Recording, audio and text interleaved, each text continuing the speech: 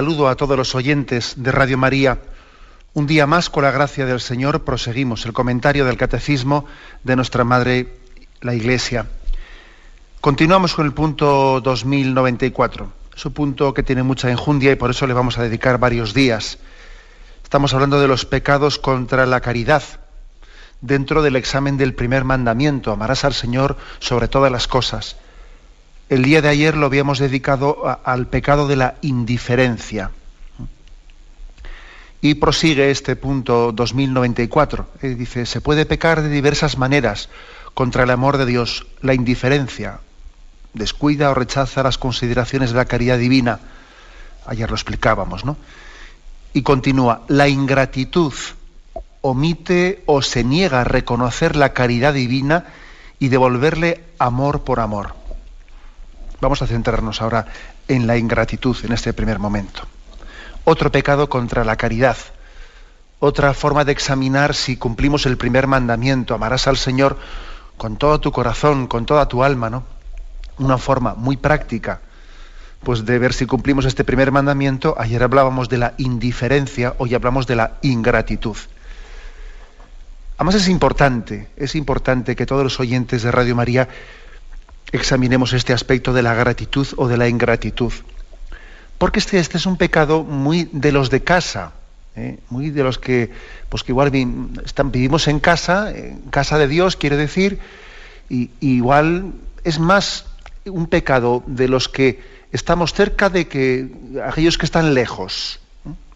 De hecho, acordaros de aquel pasaje del capítulo 17 de San Lucas, que dice, y sucedió que de camino a Jerusalén pasaba por los confines entre Samaria y Galilea, y al entrar en un pueblo salieron a su encuentro 10 hombres leprosos, que se pararon a distancia, y levantando la voz dijeron, Jesús, Maestro, ten compasión de nosotros. Al verlos les dijo, id y presentaos a los sacerdotes. Y sucedió que mientras iban quedaron limpios. Uno de ellos, viéndose curado, se volvió glorificando a Dios en alta voz, y postrándose rostro en tierra a los pies de Jesús, le daba gracias. Y este era un samaritano. Tomó la palabra Jesús y dijo, ¿no han quedado limpios los 10? ¿Y los otros 9 dónde están? ¿No ha habido quien volviera a dar gloria a Dios sino este extranjero?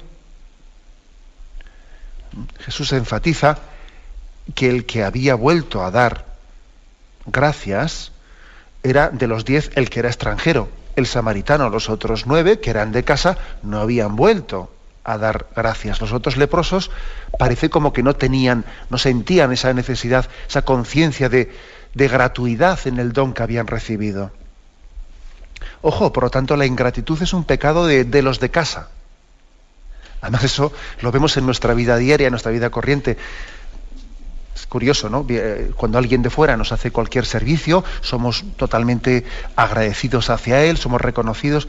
Ahora, nos lo hacen en casa, ¿entiendes? Lo ha hecho mi hermano, lo ha hecho mi madre, pues hombre, pues no hace falta estar... No, parece que como lo que siempre hemos dicho, ¿no?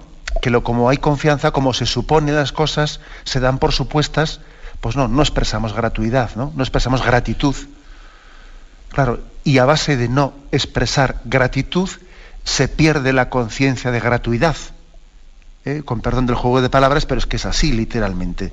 Cuando no se expresa gratitud, se pierde conciencia de gratuidad. Luego, vamos a examinar este aspecto, porque es un pecado contra el amor de Dios, la ingratitud. Es un pecado. De hecho, estamos hablando de nuestra relación para con Dios, no de ser agradecidos para con Dios, pero claro, es imposible examinar también la virtud de la gratitud, de ser agradecido, sin referirlo también a nuestras relaciones humanas.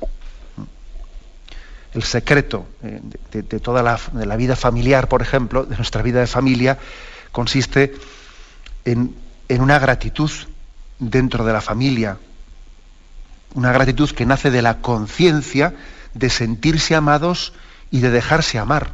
O sea, tener la sensibilidad suficiente para tener una conciencia de gratuidad, y entonces pues uno se siente amado, se deja amar y se sabe que es un privilegiado, ¿no?, por tal cosa.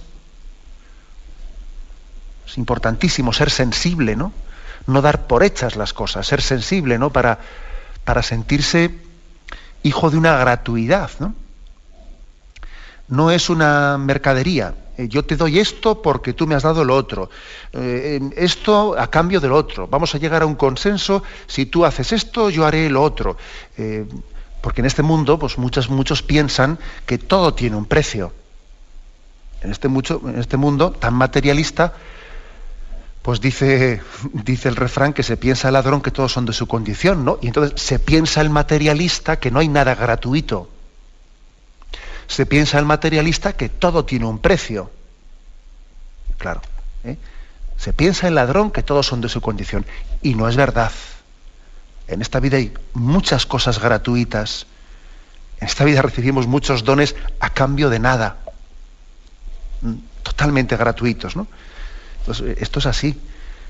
Tenemos que purificarnos de materialismo. El que es un materialista nunca será agradecido, porque él se piensa que todo tiene un precio y todo es una especie de pacto. Sí, tú me haces esto, pero hoy por mí, mañana por ti, luego en el fondo esto es un pacto de intereses, ¿no?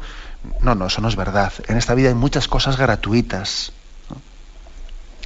El egoísta es un ingrato, y no porque no le guste recibir, sino porque o es un insensible, que no cae en cuenta de las cosas, o porque no le agrada reconocer que debe algo a los otros.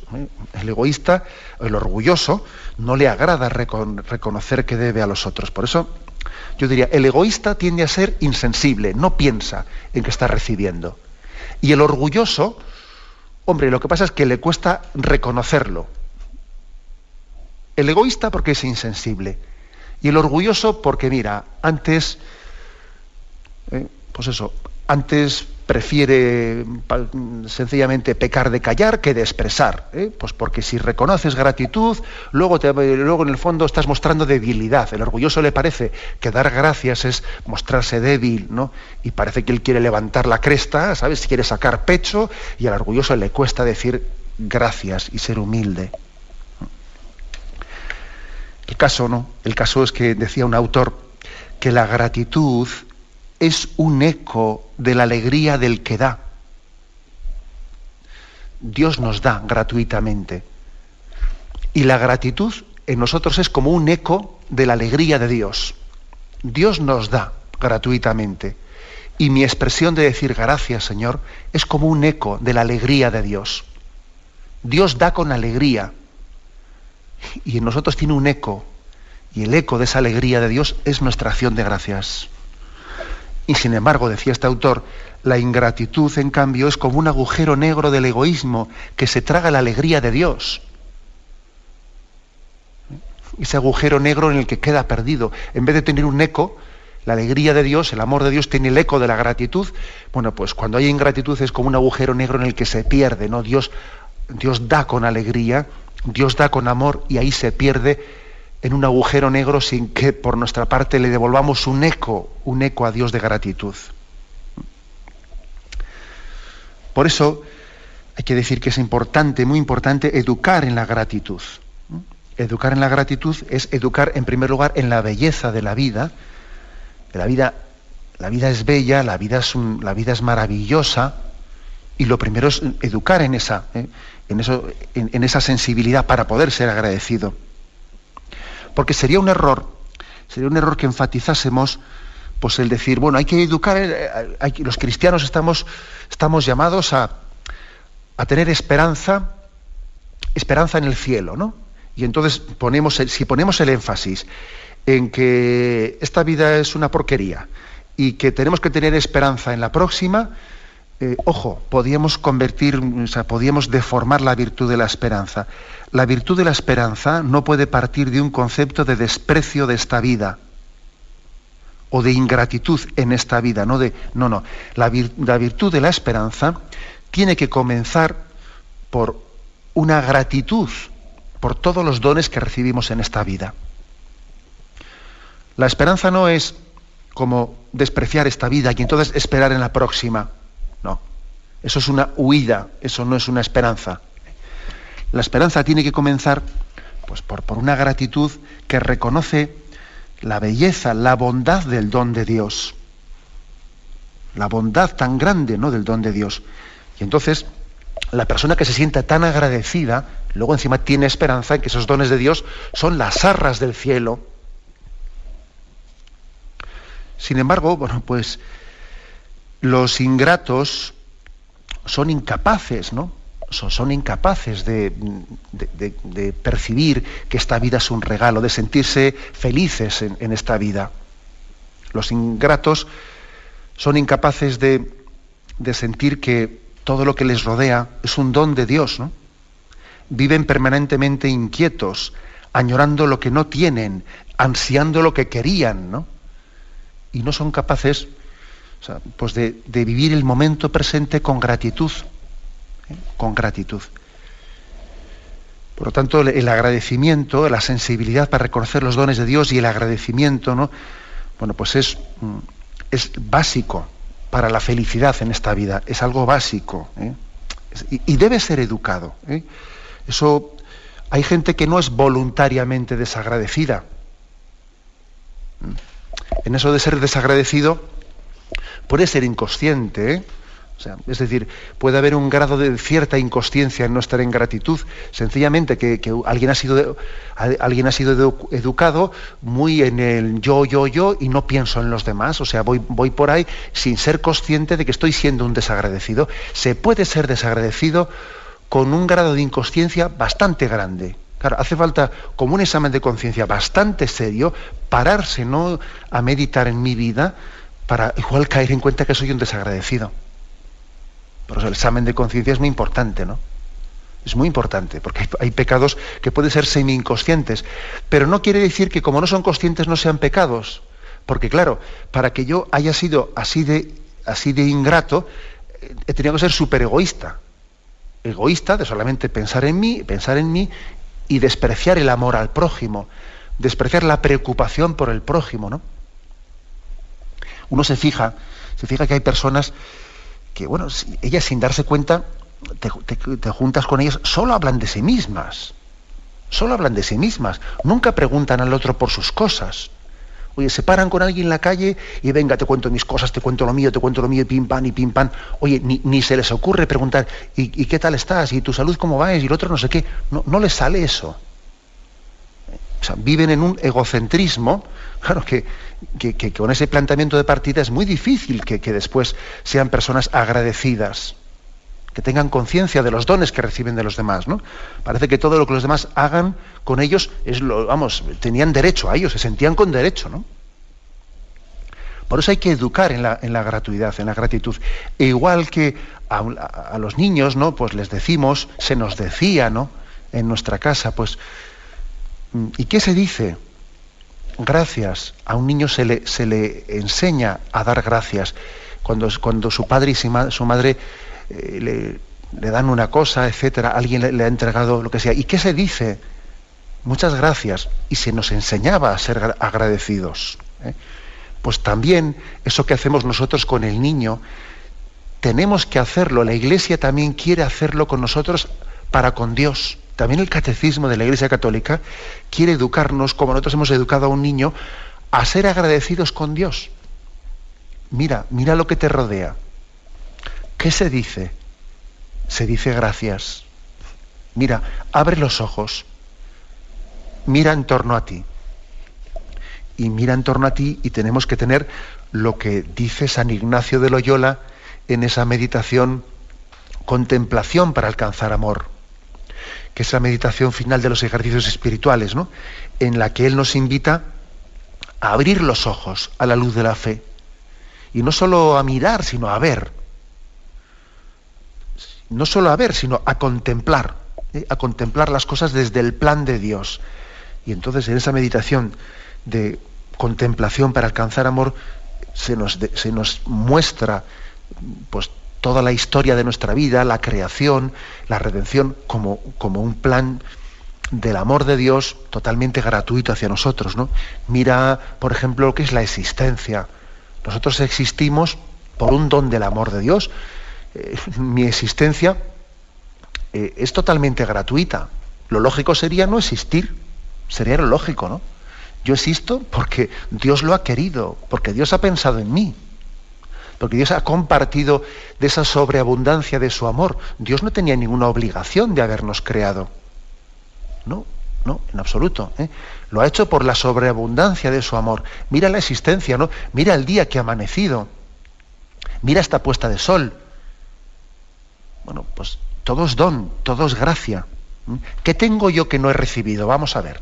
Mira los talentos de tu vida y comprueba que Dios te quiere. Si Dios te quiere, Dios no hace basura. Dios no hace basura. Si Dios te quiere, quiérete tú también a ti mismo, ¿eh? Y sea agradecido. Y no te autodesprecies.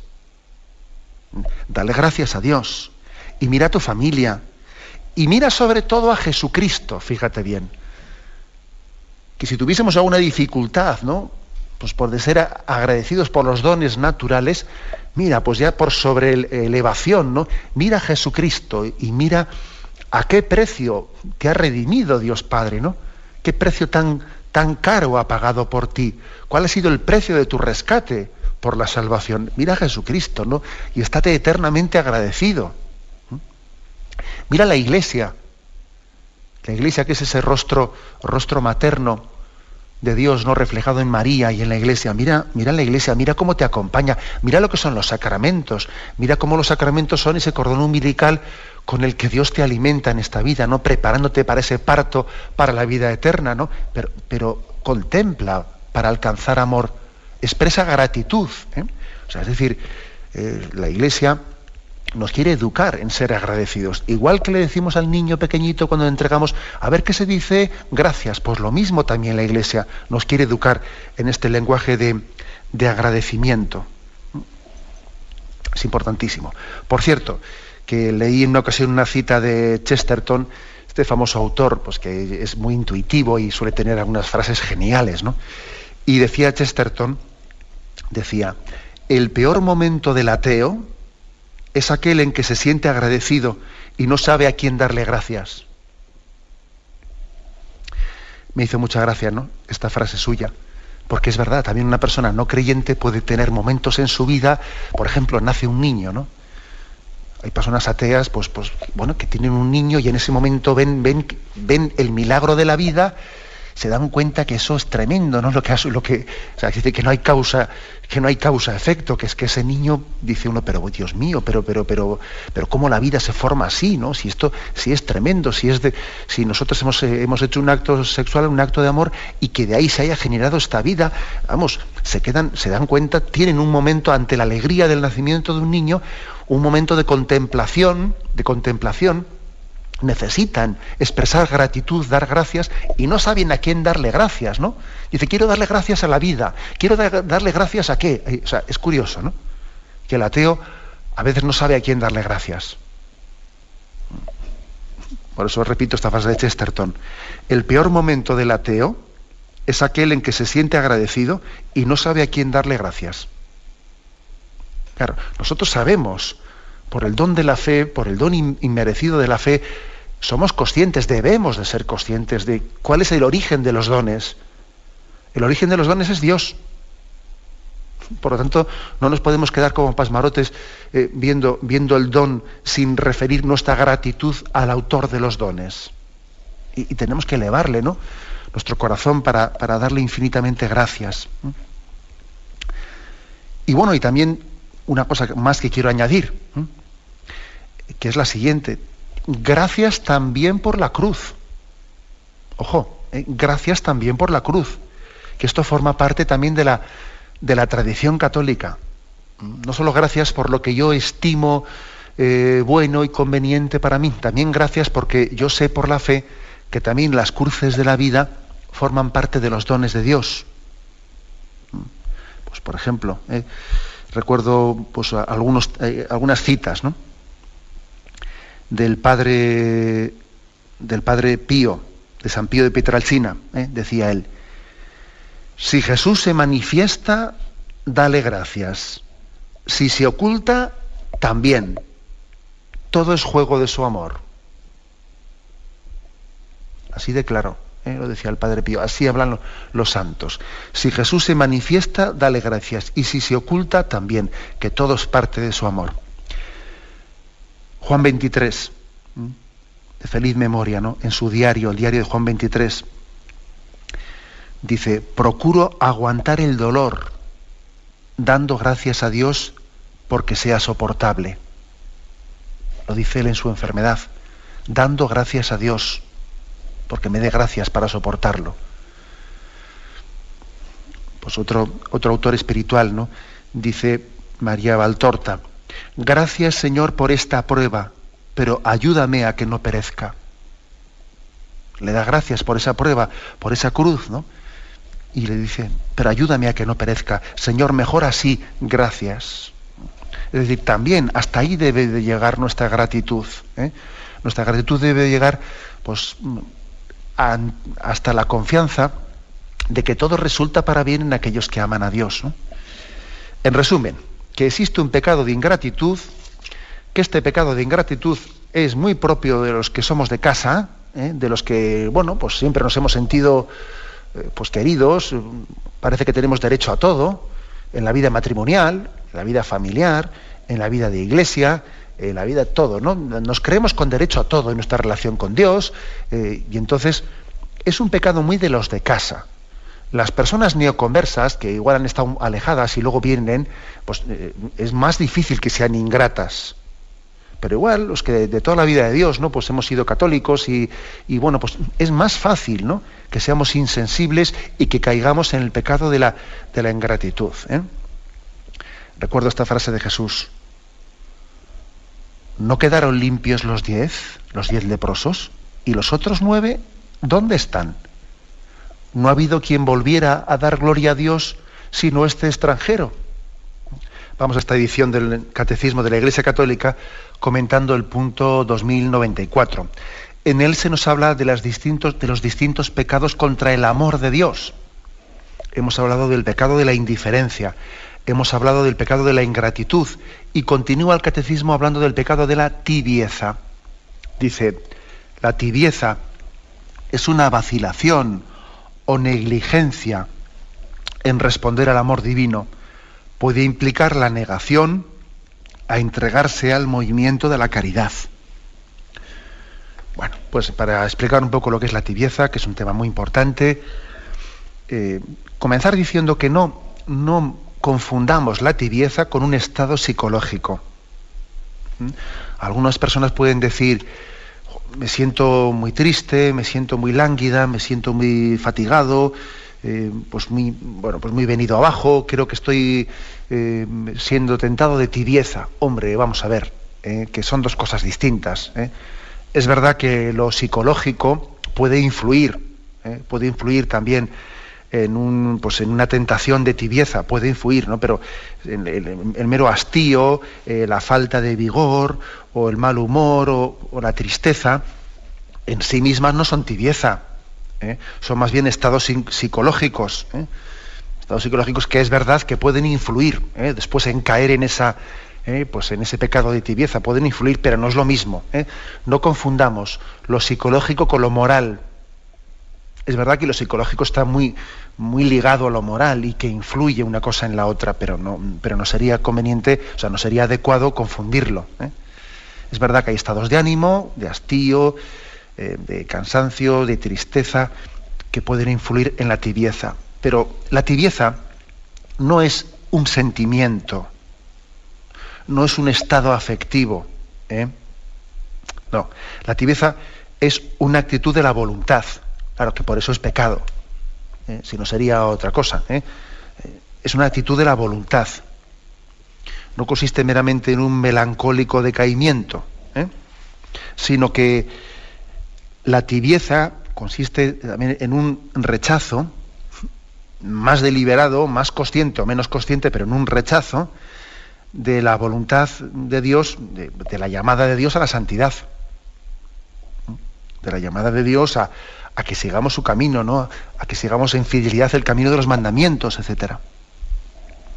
La tibieza la podemos encontrar fácilmente en las almas, en los cristianos que aceptamos el pecado venial y que hacemos de él una costumbre. Eso es la tibieza. La tibieza es fácil de percibirla por este camino. Un indicio de un alma tibia es el que cae con mucha facilidad en pecados veniales. Incluso, fijaros, si me apuráis, la tibieza no se percibe tanto por las caídas puntuales en pecados graves. Por ahí no se suele percibir tanto, sino más bien la tibieza se percibe por la caída frecuente en pecados leves. Por ejemplo, San Pedro no era un alma tibia, a tenor de lo que conocemos por él en los evangelios. Es verdad que él negó al Señor y tuvo un pecado grave de negación del Señor, ¿no? De cobardía. Pero bueno, Pedro podía ser cobarde, podía ser orgulloso, podía ser lo que fuere, ¿no? Pero tibio no era el hombre. Aquel Pedro que dijo, Señor, entregaré mi vida por ti. Hombre, tibio no era. Lo que podía ser es orgulloso, tener demasiado amor propio, podía tener otro tipo de pecados, pero la tibieza no. Sin embargo, la facilidad con la que se peca, pues en pecados veniales, revela una cierta complicidad antecedente, ¿no? con el enemigo de nuestra alma. Es esa insensibilidad, ¿no? Esa insensibilidad de quitarle importancia a esto, le quito importancia al otro, le quito importancia a tal cosa, ¿no? Revela una complicidad con la tibieza. Muestra a las claras que nuestra voluntad está aceptando secretamente la mediocridad. O sea, que ha renunciado a la santidad. Fíjate que Pedro no había renunciado a la santidad, ¿eh? Aquel Pedro que traiciona a Jesús no había renunciado a la santidad, sencillamente que es incoherente y cae, pero no era tibio. Pero es que el tibio sí ha renunciado a la santidad, ¿eh? Está como, pues una y otra vez buscando siempre el camino que le quita, que le priva de la cruz, el mínimo esfuerzo, pues máximo placer con mínimo esfuerzo, etcétera, etcétera. Y al final el tibio sí tiene una complicidad y tiene secretamente una voluntad de renunciar a la santidad, a la llamada a la santidad. Sin embargo, el que sinceramente, digo sinceramente, no con la boquilla, el que sinceramente puede rezarle a Dios y pues se puede poner de rodillas delante de Él, ¿no? Y le puede decir, Señor, yo no quiero negarte nada, quiero hacer lo que tú quieras en mi vida, quiero seguir tus deseos, que tus deseos sean mi voluntad, no quiero reservarme nada para mí, te entrego mi voluntad, todo tuyo soy. Ese, el que hace esta oración en sinceridad, el que hace suyo aquel lema de Juan Pablo II, ¿no? Totus tus, todo de María, y en María soy de Cristo, y en Cristo soy de Dios Padre, ¿no? El que hace esta ofrenda total de su vida y la hace no de boquilla, ¿no? Sino la hace con verdadero deseo de que sea así, aunque luego nuestro pecado igual, no, pero tiene el deseo de que sea así, ese no es tibio. Puede tener caídas, puede tener tal, pero ese no es tibio, quiere ser santo, ¿no? El tibio, por el contrario, no quiere pronunciar sinceramente la palabra del abandono en manos de Dios. Ese, Señor, haz de mí lo que quieras. Sea lo que sea, lo acepto todo, con tal de que tu voluntad se cumpla en mí y en todas tus criaturas. Eso no lo dirá nunca un tibio de verdad. No lo dirá nunca. Bueno, porque pondrá límites a su entrega, pondrá límites. Sí, yo lo que Dios quiera, pero vamos, sin exagerar, ¿no? Sin exagerar. Está siempre buscando componendas, componendas. Por lo tanto, un alma cristiana, lo que le hace tibia, es el cautiverio de su alma. Está cautivada, pues por apegos, a los que les ha dado les ha dado carta de ciudadanía, ha pactado con ellos, ha hecho un pacto con sus pecados veniales, ha hecho las paces con ellos, vamos a ser claros. Una cosa es que una persona caiga por debilidad, pero sin embargo, esa caída no le lleve a pactar con el pecado. Pero es que el tibio ha pactado con el pecado, ha hecho un pacto. Una pereza consentida, un rencor mantenido, pues una cierta irregularidad, ¿no? Pues en nuestra vida de exigencia, pero apegos consentidos, ¿no? Apegos que se han consentido. Eso es la tibieza. Hablando claro, ¿no? Eso es la tibieza. Y lógicamente, pues tiene una gravedad importante, ¿no? En nuestra vida espiritual.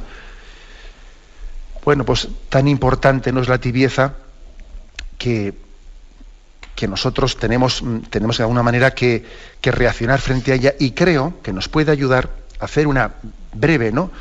Una breve lectura de un texto bíblico. Igual que antes he leído, hablando de la gratitud y del pecado de ingratitud, he leído ese texto de Lucas 17 en el que se hablaba de los 10 leprosos y que el Señor curó a los 10 y solamente uno vino a dar gracias. Hay otro texto muy adecuado para hablar de la tibieza, que es el de Apocalipsis 3, versículos 14 y siguientes. Y es que en el mensaje, en la carta a las iglesias de Asia, allí se habla a la iglesia de Laodicea y se dice: al ángel de la iglesia de Laodicea escribe: así habla el Amén, el testigo fiel y veraz. Conozco tu conducta, no eres ni frío ni caliente. Ojalá fueras frío o caliente. Ahora bien, puesto que eres tibio y ni frío ni caliente, voy a vomitarte de mi boca. Qué impresionante esto, ¿eh? Lo voy a volver a leer. Dice: conozco tu conducta, no eres ni frío ni caliente. Fijaros lo que hemos dicho antes del apego a los pecados veniales, el que uno ha hecho un pacto con ellos, ha hecho las paces con ellos, con su pereza, con su esto, con su lo otro, con su lo de más allá, ¿no? No eres ni frío ni caliente. Ojalá fueras frío o caliente. Ahora bien, puesto que eres tibio y no frío ni caliente, voy a vomitarte de mi boca. Tú dices: soy rico, me he enriquecido, nada me falta. Y no te das cuenta que eres un desgraciado, digno de compasión, pobre, ciego y desnudo. Te aconsejo, ahora escuchad qué consejos da. Aquí el libro del Apocalipsis, qué consejos da para salir de la tibieza, que son consejos importantísimos. Te aconsejo que me compres oro crisolado al fuego para que te enriquezcas. Luego lo explicamos. Segundo, vestidos blancos para que te cubras y no quede al descubierto la vergüenza de tu desnudez. Tercero, y un colirio para que te des en los ojos y recobres la vista. Yo a los que amo los reprendo y corrijo. Sé pues ferviente y arrepiéntete. Mira que estoy a la puerta y llamo. Si alguno oye mi voz y me abre la puerta, entraré en su casa y cenaré con él y él conmigo. Es un texto impresionante que deberíamos de leer, ¿no? Os invito a que busquéis en vuestra Biblia este texto, que lo tenéis en el libro del Apocalipsis, que sabéis que es el último libro de la Biblia, capítulo 3, versículos del 14 y siguientes. Bueno, fijaros qué reprensión, no qué tirón de orejas a nuestra tibieza. No eres ni frío ni caliente. Ojalá fueses frío caliente. Mira, que es fuerte decir eso, ¿eh? Es como si dijese: mira, más valdría que hicieses pecados graves, en vez de quedarte ahí instalado en la tibieza y pensarte que eres bueno. Que es una afirmación atrevida, pero es palabra de Dios. Ojalá fueses frío y caliente, es peor que seas tibio. Y da unos consejos, porque además él dice: yo a los que amo los reprendo, y esta reprensión que te hago es porque te amo. Y los consejos que da para salir de la tibieza son estos: compra oro acrisolado al fuego. ¿Qué quiere decir? Pues que el oro, es decir, las virtudes, tienen que estar acrisoladas al fuego, que sin cruz no hay nada, hablando en plata. O sea, que tienes que acrisolar esas virtudes, el oro de tu vida, lo mejor de tu vida, tiene que estar acrisolado al fuego. Agarra la cruz, no huyas de la cruz, no huyas de la negación de ti mismo.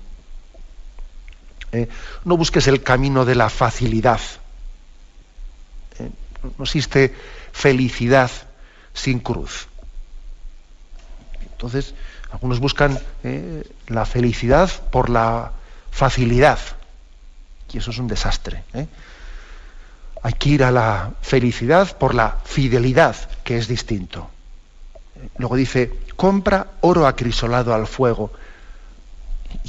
Y el fuego purifica, y el fuego, lógicamente, nos duele, pero al mismo tiempo que nos duele, nos purifica, nos curte, ¿no? Sin cruz no hay oro acrisolado.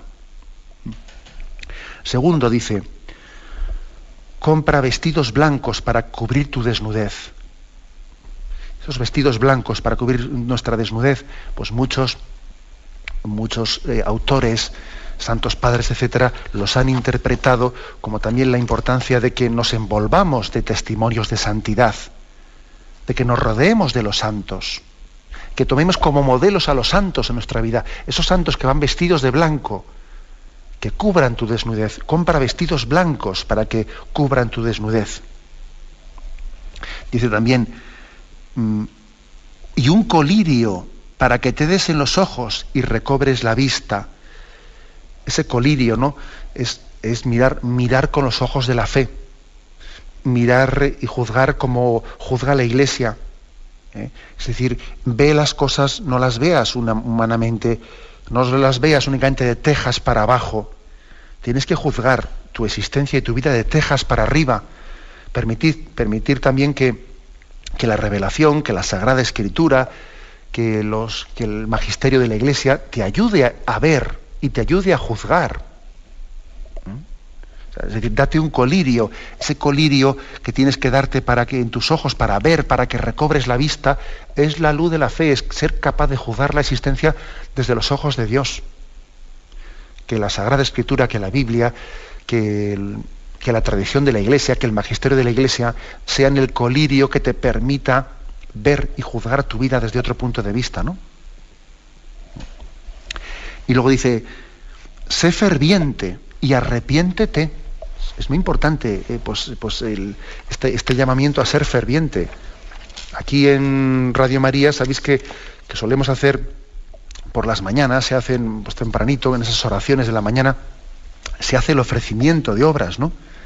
Ven Espíritu Santo, inflama nuestros corazones en las ansias redentoras del corazón de Cristo. Esta oración no puede ser más antitibieza. Es un antídoto absoluto, ¿no? Quien reza esta oración fervientemente, no creyendo en ella, la verdad es que desde luego es imposible que sea tibio. Ven Espíritu Santo, inflama nuestros corazones en las ansias redentoras del corazón de Cristo, para que ofrezcamos de veras nuestras personas y obras en unión con Él por la redención del mundo. Señor mío y Dios mío Jesucristo, por el corazón inmaculado de María me consagro a tu corazón y me ofrezco contigo al Padre en tu santo sacrificio del altar, con mi oración y mi trabajo, sufrimientos y alegrías de hoy, en reparación de nuestros pecados y para que venga a nosotros tu reino. Bueno, esta es una oración antitibieza. Pedir al Espíritu Santo que inflame nuestros corazones en las ansias redentoras del corazón de Cristo. Bueno, pues la clave está en que recemos de verdad, o sea, que hagamos de verdad esta expresión, ¿no? Que salga de nuestro corazón en verdad. Pero bueno, decía pues, un santo jesuita que un servidor conoce, decía que algunos, en lugar de inflamar el mundo con las ansias redentoras del corazón de Cristo, se comportan como bomberos que apagan con la manguera de la tibieza toda chispa de entusiasmo. Claro, hay que tener cuidado, ojo, que a veces lo que hacemos es estar siempre apagando con la manguera de la tibieza las cosas, en vez de inflamar el mundo con las ansias redentoras.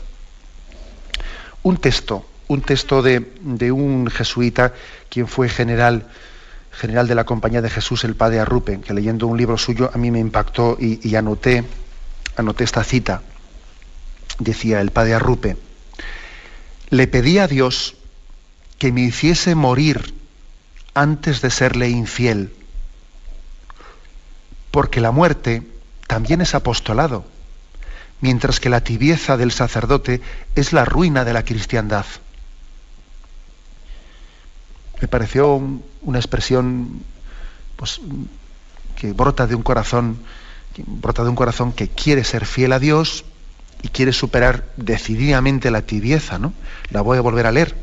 Le pedí a Dios que me hiciese morir antes de serle infiel. Antes de morir que pecar, se dice, ¿no? Le pedí a Dios que me hiciese morir antes de serle infiel. Porque la muerte también es apostolado. Mientras que la tibieza del sacerdote es la ruina de la cristiandad, ¿no? O sea, es un sacerdote, es un religioso que dice, mira, Señor, yo antes de traicionarte, antes de ser piedra de escándalo, antes de que por mi culpa alguien se aparte de ti, mira, Señor, llévame de esta vida, llévame. Y mira, que al fin y al cabo muriendo también puedo hacer un apostolado y puedo dar un testimonio de entregar la vida. Pero si vivo en tibieza, si voy a ser cura muchos años en tibieza, voy a ser la ruina de la parroquia y la ruina de la cristiandad, ¿no? O sea, alguien que ha dicho esto no era tibio. Alguien que ha tenido un fiel deseo de que esto fuese así, no era tibio. Tenemos que pedir esa gracia, ¿no? La gracia de que el amor de Cristo nos dé un deseo ferviente de santidad. De lo contrario, pecaremos contra la caridad de Dios. De lo contrario, no nos tomaremos en serio el primer mandamiento. Amarás al Señor sobre todas las cosas. Amarás al Señor tu Dios con todo tu corazón, con toda tu alma, con todo tu ser. Por eso yo creo que debemos de concluir esta reflexión sobre la tibieza, pues haciendo referencia de nuevo a ese texto de Apocalipsis 3, ¿no? que hemos leído. Conozco tu conducta, no eres ni frío ni caliente. Ojalá fueras frío o caliente. Ahora bien, puesto que eres tibio y no frío ni caliente, voy a vomitarte de mi boca. Yo a los que quiero los reprendo. Sé ferviente y arrepiéntete. Bien, lo dejamos aquí. Vamos a dar ahora paso a la intervención de los oyentes. Podéis llamar para formular vuestras preguntas al teléfono 917-107-700. 917-107-700.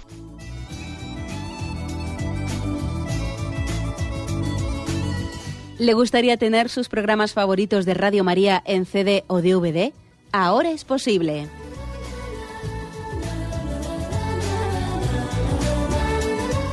Le sugerimos que primero se informe en qué formato de audio lo puede escuchar en su equipo, DVD o CD, teniendo en cuenta que no todos los lectores de CD pueden reproducir el formato digital MP3 en el que enviamos nuestros programas. Y luego, si quiere en su casa esos programas que tanto le gustan, solo tiene que escribir una carta a Radio María, Paseo Lanceros 2, primera planta, 28024, Madrid, indicando si lo quiere en CD o DVD y cuántos programas. También le rogamos que escriba su nombre, dirección y no se olvide de facilitarnos un teléfono de contacto para cualquier duda que nos surja.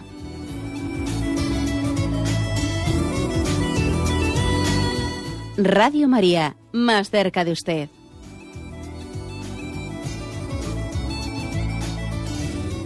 Sí, buenos días, ¿con quién hablamos? Hola, buenos días, René de Murcia. Mire, yo observo que hay personas que tienen grandes sufrimientos en la vida, de cáncer, de un hijo que ha muerto, de un marido alcohólico, grandes sufrimientos. Y otras personas, pues, tenemos sufrimiento, pero menos llevadero, pero no porque le pidamos a Dios que no eso, sino porque no tenemos tanto sufrimiento. ¿Y eso qué señal es? Mire, la verdad es que yo diría lo siguiente, la señal, yo sencillamente diría que en esta vida nosotros no somos todos iguales, ni los caminos de Dios son iguales para todos nosotros, ¿no? Son caminos bien distintos.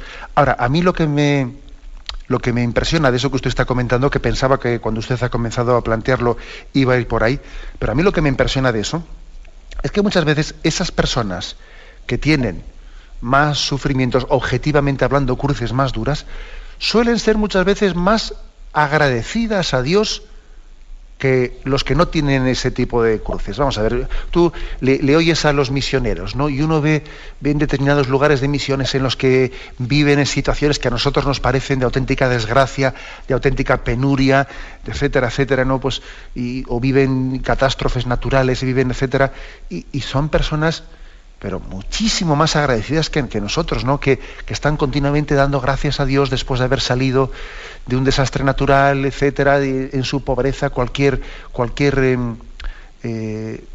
cosa la perciben como un don de Dios, y es que es así, no es que ellos no, o sea, cualquier cosa la perciben como un don de Dios, son mucho más agradecidos, y nosotros, sin embargo, pues igual en nuestra abundancia y en nuestra comodidad somos mucho menos agradecidos.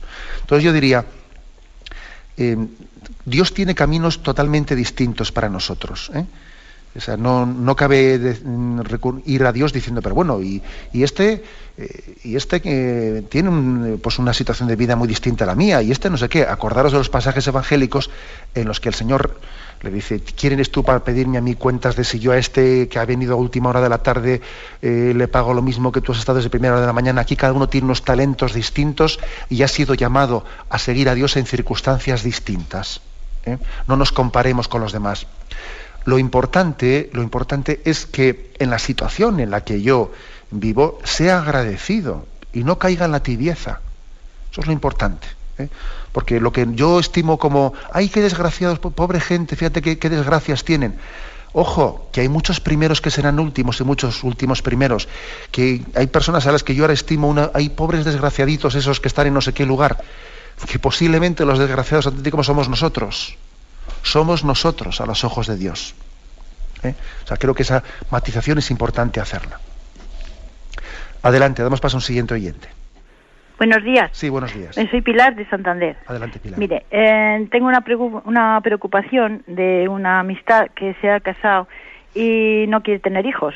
Y entonces me entero yo de que eso es nulo, me lo he enterado. Entonces a la hermana yo se lo he dicho, mira que tu hermana debe tener hijos porque pueden tener, lo que pasa que dice que no quieren porque no tienen tiempo, que sí tienen que trabajar.